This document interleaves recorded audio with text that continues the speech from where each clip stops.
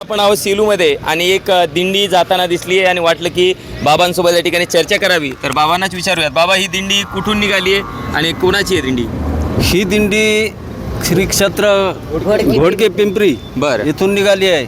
हरिभक्तपरायण श्री नथुरामजी महाराज केळकर बाबांची दिंडी. हा बाबांची दिंडी आहे. आणि आता कसं जाणार तुम्ही?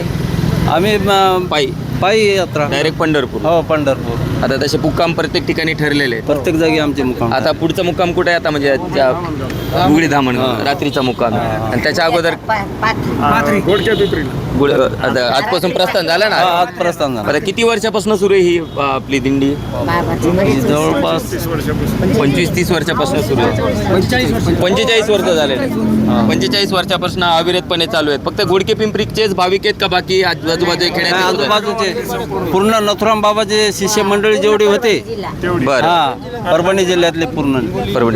तुम्ही कधीपासून आहेत या दिंडीमध्ये? मी आता शेलूतूनच बसले. शेलूतून. पण या वर्षी आहात ना? नाही गेल्या वर्षीपासून. मागच्या वर्षीपासून. हां. बरं, काय मागच्या वर्षीचा अनुभव एकंदरीत? अनुभव सांगण्यासारखाच नाही. बाबा गेलं नाही एकदा काही कमीच पडू देत नाही. बरोबर. असं तर आपण पाहिलं असेल. बाबा तुमचं वय किती अंदाजे? माझं वय अंदाजे 55.